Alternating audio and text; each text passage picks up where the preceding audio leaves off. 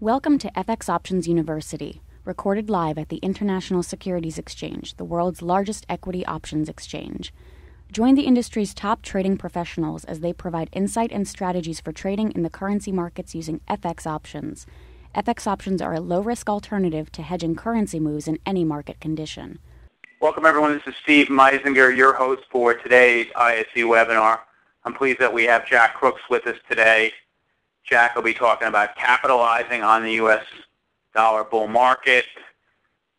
Jack is the president of Black Swan Capital. He's been in business for over 20 years, really looking at the markets in an advisory role. And he'll talk about what his view of the dollar versus the major currencies. He'll give us some possible scenarios on how this might all play out. And please, you can also go to blackswantrading.com to learn more about Jack's services. He and his son write a newsletter each and every day. It's a paid newsletter. It's called Current Professional, and I'd urge you to go and check it out. Jack, thanks so much for joining us here at the IC. I really appreciate it. Steve, thanks for having me. I appreciate the opportunity. We're really looking forward to it. Yeah, sorry. No problem. As Steve said, I'm just going to go through today and really give a view that we've had for a while. Actually, we started in November, December with this view on the U.S. dollar, and it appeared by the price action that we were very right. But the reality is there's some question marks even in our long-term dollar view, and we're going to talk about those question marks today. But overall, we're still cautiously bullish long-term on the U.S. dollar, and we'll get to those reasons. And as Steve said, there are obviously some takeaways here in terms of what the trades are, and I'll give you our favorite one there, and some others you can look at. And as Steve said, also I'll try and get through the presentation as quickly as possible, and have it still make sense. And please just fire your questions in, and Steve and I will get to them afterwards. I also want to say, and just kind of reiterate a little bit of what Steve said, in terms of trading, our types of ideas, we're not short-term traders, and I think there's a lot of very good short-term traders that Steve has in here, and very, very good short-term technical guys that do it a lot better than we do. But in general, I preface that by the reason I say that is I think this product that they have at the ISE really does lend itself better to intermediate-term trading anyway, looking for the trends. And we try and use the fundamentals and the technical setups together to try and catch those trends. Even what we consider our shorter-term trades tend to be multi-day affairs if we get it right. And even using these options for multi-day trades or multi-week trades, I think is really the sweet spot for these things. And you can discuss that more with Steve.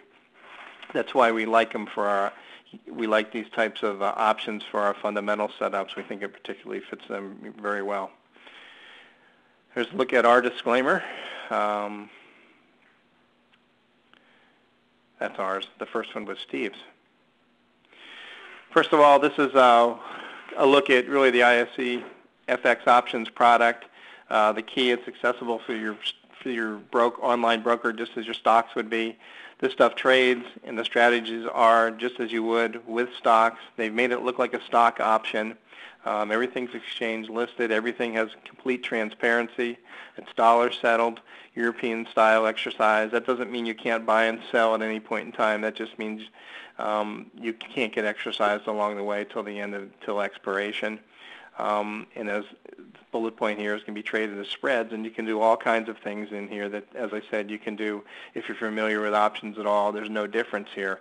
The only difference is the underlying. The underlying is the foreign currencies, and hopefully I can shed a little bit of light on how we look at how currencies trade. I think one of the things that you can say in general is there's the big difference between how currencies trade and other asset classes trade is I think sometimes because there's so much information and there's so much potential information about currencies, yet there really is no one key ingredient or a couple key ingredients that you can find in your stock analysis or bond analysis where you can define real cash flow, real earnings per share. You can look at management quality.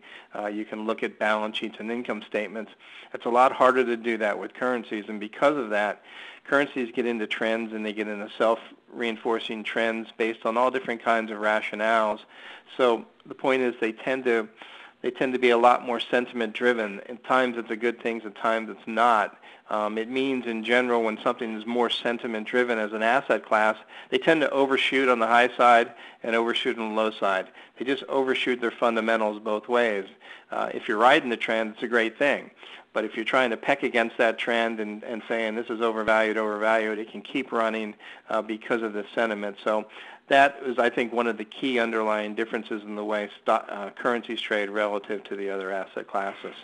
But other than that, you have to do your homework and be disciplined. From that standpoint, anything that you've learned in stocks or bonds or any other futures trading, I think carries over and applies to looking at currencies.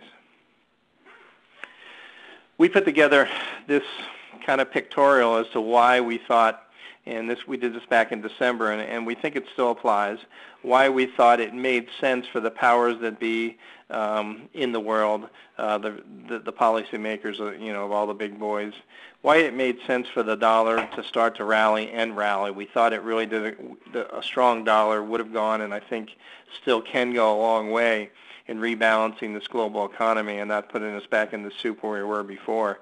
And that's why we put together these four kind of dynamics, and I'll get to the five major themes that follows, and then we'll go through each of those five major themes, hopefully fairly quickly. U.S. dollar here in the center. First of all, and I guess the thing you know about is the pressure going on in Europe. If we start at the top there, let me grab the pen. Let me get a color we can see.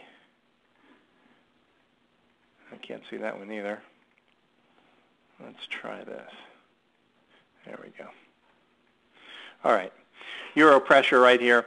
Everybody knows what's going on in the Eurozone. The reality is, to take some pressure off the entire Eurozone, they want a weaker euro. The weaker euro helps Germany export. German exports really help the zone. Germany has to survive and thrive in order for the European monetary system to stay afloat. They are the glue holding it all together.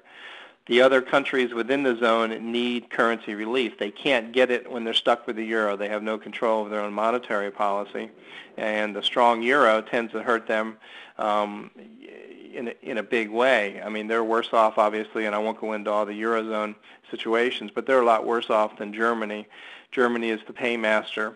If Germany can't export in a world where global demand is already weak, then the Eurozone itself is in big trouble, because Germany will sooner or later pull the plug because it will become just politically unviable for German policymakers to remain in the system if they're in trouble themselves trying to save this system. They're already taxing, German taxpayers are already paying a bundle. So a lower euro goes a long way to relieving pressure for all the countries, but also goes a long way, I think, in making sure Germany stays solvent from a trade standpoint and keeps the music playing. So that's one important reason why we think the U.S. dollar, rising U.S. dollar, makes sense there. In terms of the real economy here, number two, the real economy in the U.S. Really needs to get some juice. And part of the problem that we saw, at least we have laid out before in some of our analysis, is the fact that with interest rates so low, this zero interest rate policy, money is just not getting into the real economy. This is a bit of an esoteric point, but the reality is if we had higher short-term interest rates in the U.S. money market or LIBOR in London, you would see a lot more interbank movement of money in the interbank markets. There are some smaller banks out there that have lending opportunities, but because the interbank market rates are so low, where banks lend these reserves back and forth to one another, there's no reason for banks to take a risk and lend this money out. If those rates were higher, we think it'd go a long way in getting money into the real economy. And we thought from a policy standpoint the Fed would start recognizing that. They haven't recognized that, and unfortunately maybe going in reverse. And here is one area in which part of our view is getting into a little trouble. We're running into just a little bit of headway, and I'll get into more of that. Please join us again next week. Get trading ideas, exchange rates, webinars, news, and commentary. Visit www.fxoptions.com. ISE FX options can be easily traded through all options-enabled brokerage accounts. These exchange-listed securities are cash-settled in U.S. dollars and have a European-style exercise.